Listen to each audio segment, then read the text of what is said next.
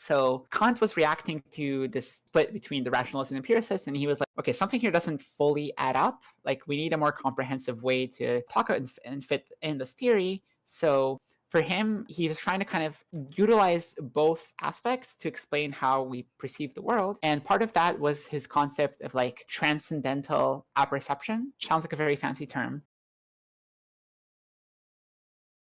Essentially what it means is, I guess, a reality is like a field of space-time that just exists in itself, but we can't really say what that is without assuming that a conscious subject has a certain mechanism of perception that limits the incoming space-time into a sequence of thoughts of some sort that can be made digestible for the mind. So what that implies is that there's a faculty or a kind of mechanism in your mind that is able to take incoming sense data and categorize and sort it in a way that will fit your mental map of what the world is. And that's done based on like observing repeated phenomena. Like if you see that an apple falls from a tree every time there's an apple in the tree and it gets cut down, like you can deduce from that there's something like a force of gravity or whatever, right? And continue on from there essentially. And yeah, for Kant, he kind of divided into what he called like faculty of understanding and faculty of intuition. So intuition has to do with your incoming sense data, ability to perceive the environment and time.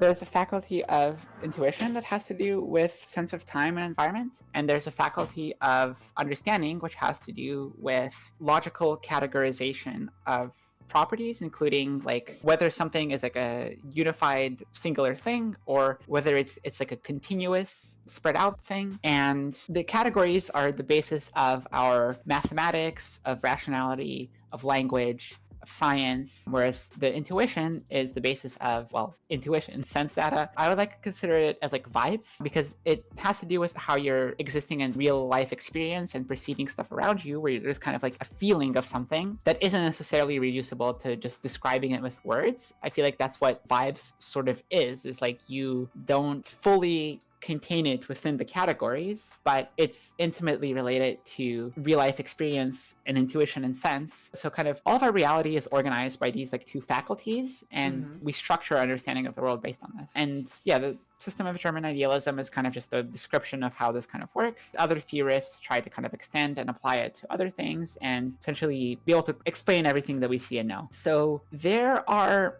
certain limits to thinking that become a problem that Kant was able to identify in a much more formulaic way. So a bunch of the stuff that he talked about is like ideas that already existed before, but he was the first to really seriously systematize them in a way that would be useful for philosophers in the future to refer to. And I think like that level, like his discovery, like, they're not even like discoveries, they're just like more formulaic restatements of things that we've already known from philosophy, which is just a description of how thinking works.